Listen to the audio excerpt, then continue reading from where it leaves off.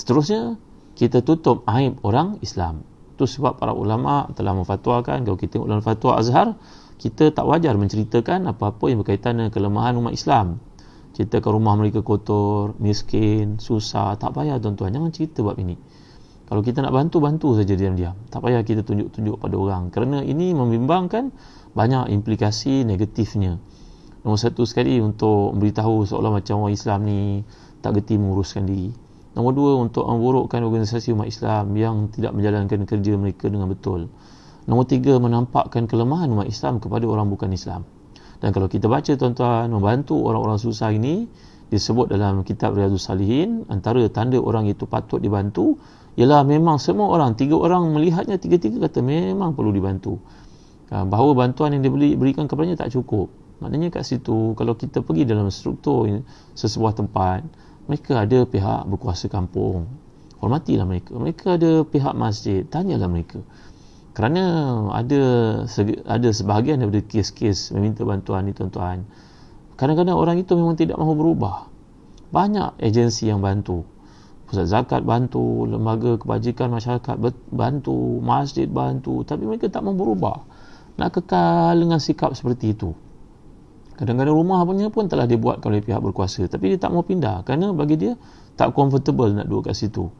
Tuan-tuan dimuliakan Allah sekalian. Jadi kita dalam Islam ada panduannya, ada caranya. Jadi tidak wajar untuk kita membocorkan rahsia keadaan umat Islam, kerana buatan itu haram, kata para ulama. Kata para ulama Azhar dengan fatwa yang dikeluarkan. Tak boleh tunjuk pada orang rumah orang tu miskin, anaknya sakit. Tak boleh tuan-tuan dimuliakan Allah sekalian. Jadi ini adab-adab antara perkara yang boleh menguatkan, mengutuhkan semangat orang Islam. Lagi dalam Islam diajar kita untuk menutup aib orang-orang Islam. Idza balagaka akhika syai'un takrahuhu faltamis lahu al-azar. Kalau kamu tahu ada satu kelemahan berlaku pada orang Islam, janganlah kamu sebarkan. Cubalah kamu rawat, cubalah kamu atasi. Jadi ini antara perkara-perkara yang akan memberi kekuatan kepada umat Islam.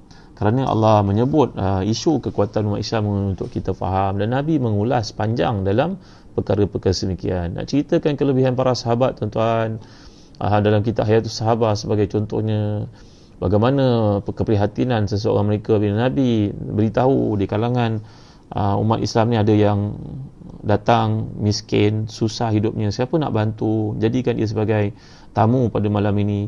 Maka sahabat-sahabat Nabi yang mengambil tanggungjawab itu bawa pulang ke rumah, kat rumah pun tak ada makanan nak bagi, dia sendiri pun tak cukup. Tapi oleh kerana mereka mengamalkan yu'thiruna ala anfusihim walau kana bihim khassasah, itu dia beritahu pada isterinya, sahabat yang mulia ni, nanti kalau dah hidangkan makanan, matikan lampu tu, biar abang bawa repair lampu tu, supaya tetamu kita yang Rasulullah hantar ni dapat makan. Kita tak makan pun tak mengapalah, anak kita kelaparan pun tak apalah, insyaAllah nanti Allah keluarkan kita dari kesusahan ni. Bila datang tetamu tersebut, maka mereka pun buat drama, padamkan lampu, kan dia buat sibuk menyalakan lampu, sehingga tamu itu makan. Akhirnya bila sembahyang subuh keesokan hari, Nabi SAW telah bersabda pada sahabat ini, laqad dhahikallahu min sani'ikuma, Allah ketawa melihat apa yang kamu lakukan malam tadi, kerana kamu sanggup tidak makan, buat rosakkan lampu, buat betulkan lampu yang rosak, hanya semata-mata untuk beri makan kepada orang itu. Allah tahu, walaupun orang tidak tahu, tapi Allah tahu. Inilah keprihatinan para sahabat, sifat al-isar bil akharin itu, iaitu mengutamakan orang Islam lain lebih daripada diri sendiri, walaupun mereka punya keperluan. Mereka sendiri punya keperluan pun belum selesai. Dan banyak contoh-contoh untuk kita ambil dan lihat, ambil peduli, prihatin bagaimana cara menguruskan orang-orang susah di kalangan umat Islam. Tuan-tuan dimuliakan Allah sekalian. Ketika umat Islam kuat, tuan-tuan, saya bacakan beberapa sejarah daripada kitab Al-Bidayah wa Nihayah oleh Al-Imam Ibn Kathir. Bila umat Islam ni kuat, ada contoh-contoh yang menarik untuk kita inspirasikan diri kita, motivasikan diri kita, tuan-tuan. Yang pertama sekali, surat Sultan Salim Al-Awwal yang memberi amaran kepada Ismail Safawi, seorang Syiah yang merupakan syairan pada masa itu, pada tahun 1920 Hijrah. Ketika umat Islam kuat, tuan-tuan, bila umat Islam ni kuat, kekuatan ketuhanan mereka, kesultanan mereka, mereka mampu untuk berikan ketakutan, impak yang menakut-nakutkan kepada musuh-musuh Islam, contohnya orang Syiah. Kerana syairan pada zaman itu lagi, 500 tahun lalu lagi, beliau syairan ini namanya Ismail Safawi, cuba untuk memurtadkan orang-orang Ahlus Sunnah menjadi orang Syiah. Maka Sultan Salim Al-Awwal menghantar surat mengingatkan jangan buat perkara ini kepada umat Islam dengan suratnya, inna dina indallahi islam wa may yabtaghi al-islami dinan fala yuqbala min wa huwa fil akhirati minal khasirin. Maka Sultan Salim Al-Awwal, Sultan Turki Uthmani ini hantar surat memberitahu kepada golongan Syiah yang ada di Iran jangan apa-apakan orang Islam. Kekuatan umat Islam pada hari ini, tuan-tuan, pada zaman itu. Kedua, surat seorang bagaimana surat seorang yang Kristian kepada Harun Ar-Rasyid, namanya Nakfur ni, tuan-tuan, menghantar surat kepada Harun Ar-Rasyid. Harun Ar-Rasyid masa itu merupakan pemimpin tertinggi Islam zaman kekuatan ketuanan umat Islam yang kita baca untuk menggambarkan kehebatan umat Islam pada zaman silam. Bila orang bertanya kepada kita, kau cerita benda-benda macam ni tujuannya apa? Betul ke tak betul Islam kuat dahulu? Tuan-tuan, Syekh Jamaluddin Qasimi ketika ditanya orang tentang isu ini, dia berkata, bagi tamsilan contoh. Tengok saya miskin ya, saya sederhana. Tapi kenapa saya ada banyak tanah? Keluarga saya ada banyak tanah. Ini contoh, tuan-tuan ya. Maka Syekh Jamaluddin Afghani berkata, Jamaluddin Afghani, maksud saya bukan Jamaluddin Qasimi. Syekh Jamaluddin Afghani berkata kepada orang itu, kau percaya tak dulu datuk aku orang kaya? Dia dulu ada banyak bas. Kemudian hartanya banyak. Cuma kami adik-beradik, anak beranak tak pandai uruskan itu. Ada yang berjaya, orang macam aku tak berjaya. Kau percaya tak aku cerita? Kalau tak, kau tengok aku tak belajar tinggi, tapi kenapa? Kau ada tanah, aku ada rumah. Jadi tuan-tuan, ketika orang memperdekakan Islam, kita bercerita tentang apa-apa yang pernah dicapai oleh umat Islam yang terdahulu. Yaquluna fil Islami zulman bi annahu yasuddu zawihi an tariqit taqaddumi. Walau kana dhahakan fa kaifa taqaddaman awailuhu fi asrihi al-muzdahiri. Kata penyair, kalau mereka menafikan kekuatan Islam, tapi sejarah banyak bukti menunjukkan kehebatan umat Islam, iaitu contohnya Raja Nakfur ini, Raja Rom, bila maknya mati, maknya jadi pemimpin macam Queen di negara Rom pada masa itu, yang mana maknya kalah dalam perangan dengan Harun Ar-Rasyid, maka negara mereka pun jatuh. Kemudian mereka bersetuju untuk bayar jizyah kepada umat Islam. Mereka bukan kalah, mereka bersetuju untuk bayar jizyah kerana sebahagian besar wilayahnya sudah jatuh. Maka bila maknya mati, puteranya pun naik. Nakfur ini berkata kepada Harun Ar-Rasyid, wahai pemimpin orang Arab, sungguhnya yang bagi kepada kamu jizyah, Ufti dahulu merupakan seorang perempuan yang, perempuan apa nak panggil, perempuan yang bodoh, begitulah bahasa digunakan. Mak dia sendiri maksudnya. Sekarang yang memimpin negara Rom adalah orang yang kuat macam aku. Aku nak engkau pulangkan semua yang mak aku telah bagi kepada aku dengan jizyah, cukai-cukai terdahulu, dan aku tidak akan memberi lagi kepada kamu apa-apa. Kalau kamu nak, kita perang. Harun Ar-Rasyid punya marahnya, tuan-tuan, ketika membaca surat itu. Semua yang ada dalam tempatnya itu disuruh keluar. Marah sangat dia. Yang tinggal hanya sekretari kanannya. Harun Ar-Rasyid menebalikkan surat Nakfur itu, tuan-tuan, dan tulis di belakangnya jawapan apa, tuan-tuan, disebut oleh Imam Ibn Katsir dalam Bidayah wa Nihayah.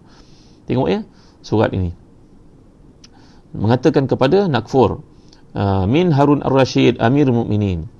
Ini surat daripada Harun Ar-Rasyid kepada, min Harun Ar-Rasyid Amir Mu'minin ila Nakfur kalbur Rum. Qad qara'tu kitabaka ya ibn al-kafirah wal jawab ma tarahu duna ma tasma'uhu wassalam. Ini surat daripada Amirul Mukminin Harun Ar-Rasyid kepada Nakfur, anjing Rum. Jawapannya bukan apa yang kau akan dengar, wahai anjing, yang kau akan, jawapannya lah apa yang kau akan lihat. Harun Ar-Rasyid memimpin sekali tentera, tuan-tuan, di bawah pimpinannya pada tahun 188 Hijrah, 804 Masihi.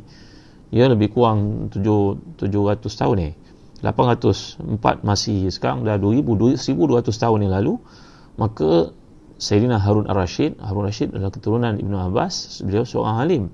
Dia katakan kitab Bidayah wa Nihayah, Harun Ar-Rasyid ini semayang satu hari 100 rakaat. Selain daripada salat sunat dan salat fardu yang mengiringi salat fardu, 100 rakaat, tuan-tuan.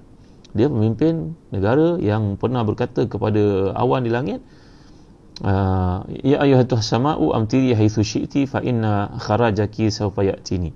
Wahai langit, turunkanlah hujan ke mana saja engkau suka, kerana hasilnya tentu akan datang ke Baghdad juga. Besarnya empire Rom, empire Harun Ar-Rasyid pada masa itu, empire Islam, tuan-tuan, Harun Ar-Rasyid.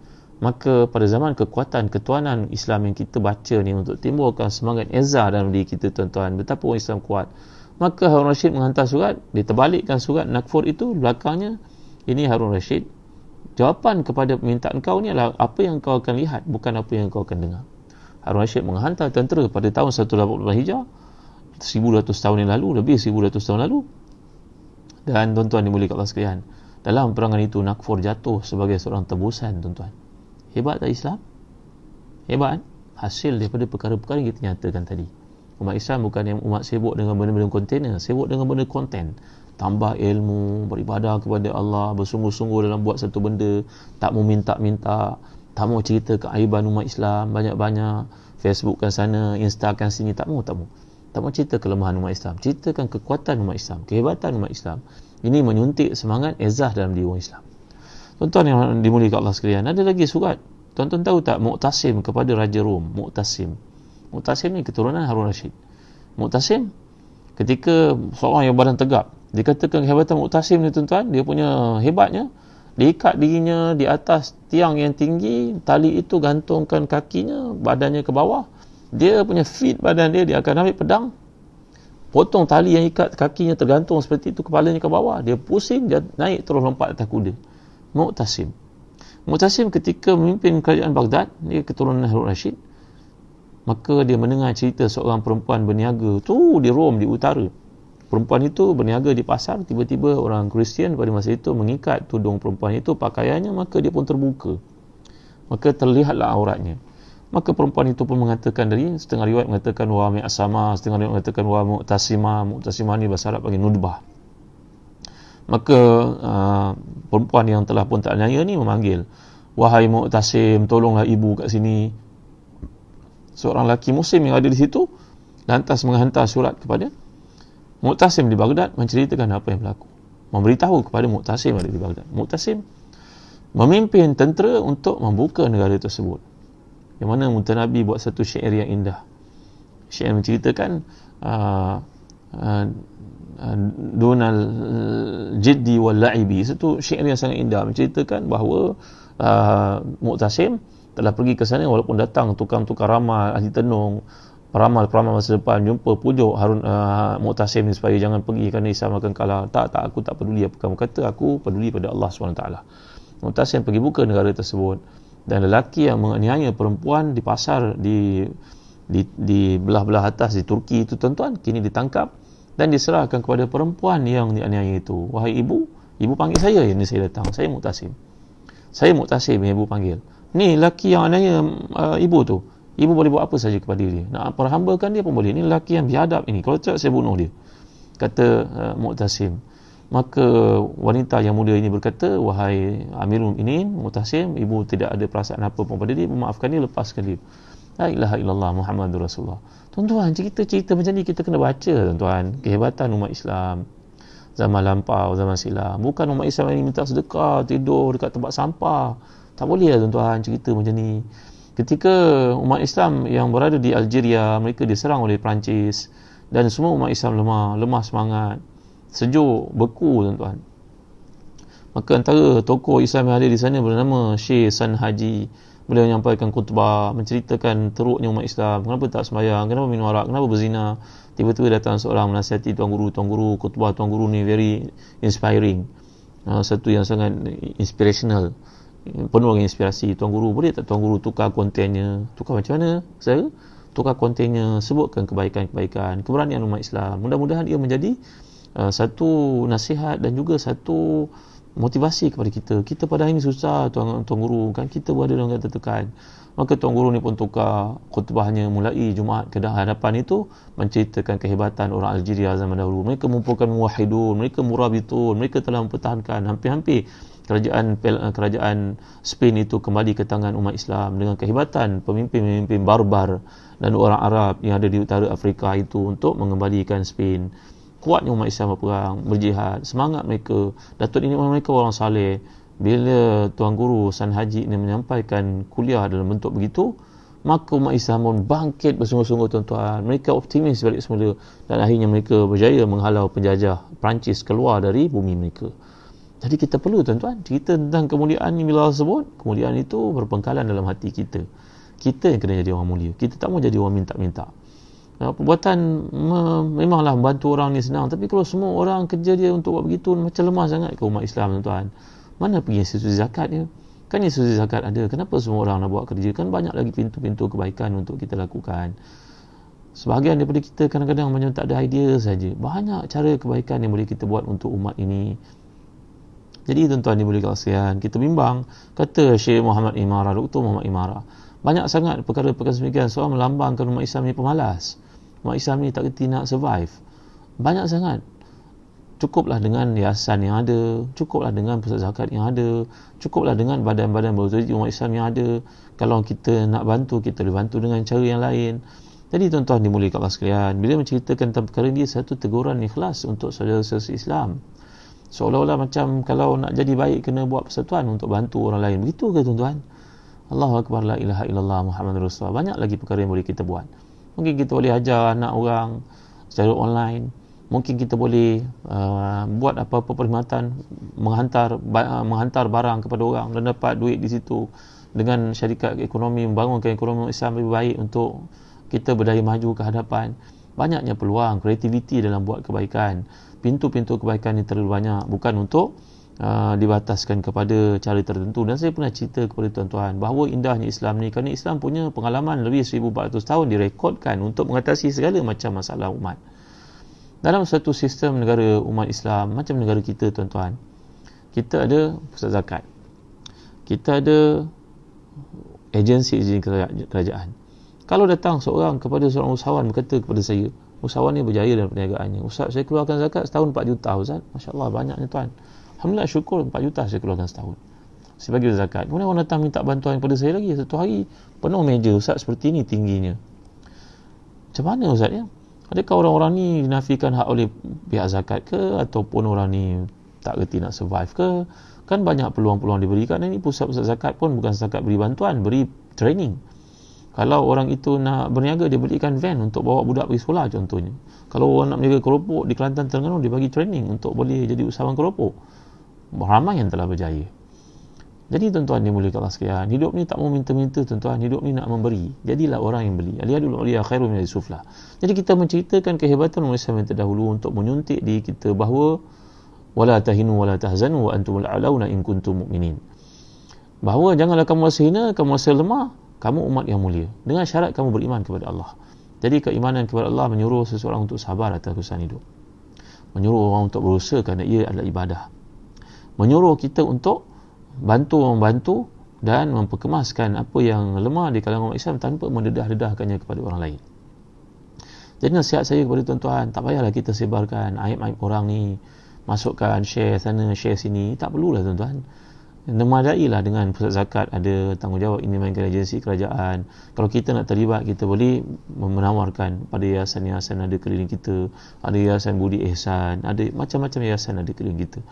Jadi dengan cara demikian ia lebih terkawal dan mengelakkan prasangka kepada umat Islam, baik yang menguruskan dana ataupun yang diberi dana, tak ada pilih kasih kerana mekanisme yang ada dalam organisasi besar ini lebih teratur dan lebih kemas dan dia lebih menepati proses yang tepat. Nasihat saya kepada tuan-tuan, akhirnya bila kita baca kisah-kisah kekuatan umat ini bukan apa,